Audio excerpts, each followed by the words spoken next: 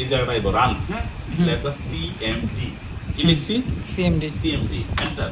এরকম একটা পেজ দেবো, আসলে লেখবা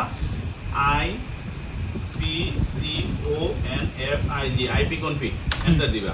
দিলে এখানে আইপি কনফিগ আসবে, হ্যাঁ, এই জায়গাটার মধ্যে এখানে মেইন দিস কানেকশন আছে এন্ড আইপি আসবে, ঠিক আছে। এই আইপি গুলো সব উঠাইবা, মানে হোস্ট আইপি সব আসবে এখানে না শুধু আইপি গেটওয়ে আর পোর্ট নাম্বার সাবনেট মাস্ক তিনটে আসবে।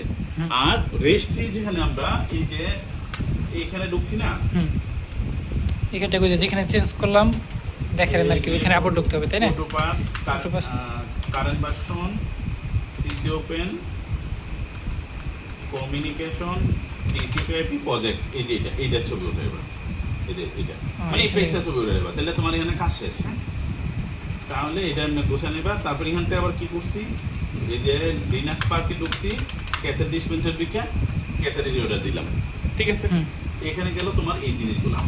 এখন যদি কোনো কারণে বলি ভাই আইপিটা পিং করো, ঠিক আছে, ধরো লেখলা এই পেজে এসে আইপিটা আসলো, আইপি কত লেখা PING, পিং লেখলা 172.16.16.15, সাপোজ দালা এই একটা এই আইপি, এই যে ডিসকানেক্ট, হোস্ট ডিসকানেক্ট আসছে। আমার কি আসলে তো কিছু নাই, তাহলে আমার ডিসকানেক্ট তো অবশ্যই আসবে, আসবে না যেমন এই পিং করা লাগে। এইভাবে পিং করতে পারো না ডাসবাংলাতে? হ্যাঁ পারি, পিং এটা গেটওয়ে পারবে শ্রমি এইভাবে, এটা নিয়ে আর কোনো কথা নাই। তাহলে আমরা কোথা থেকে বের করছি আইপি গেটওয়ে, রানে গেছি সিএমডি দেখছি, এন্টার দিছি, আইপি কনফিগ লিখে IPCONFIG কনফিগ লিখে আইসে এটা ছবিটা রাখবা।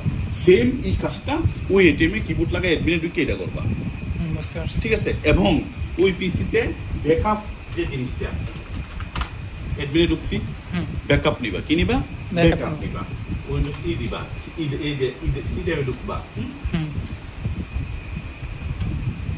সিডাবে ঢুকছি, এন্টার দিছি, হ্যাঁ, এন্টার দিয়ে এই যে জার্নাল আছে না, হ্যাঁ, এই জার্নালটা কপি করবা, কন্ট্রোল সি করে সি কইরা এই যে এইটা ঢুকবা, ঢুকে এখানে একটা ফোল্ডার ক্রিয়েট করবা,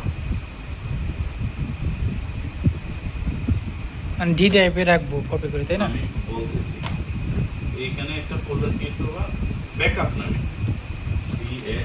BACAUP, ব্যাকআপ। আজকে ওই তারিখ ধরো 18, হ্যাঁ, বা 20 অথবা মানে যে ডেট করবো ওই ডেটটা দিয়ে একটা নাম দিয়ে দিলাম, ফাইল ক্রিয়েট করলাম, তাই না? Control C control V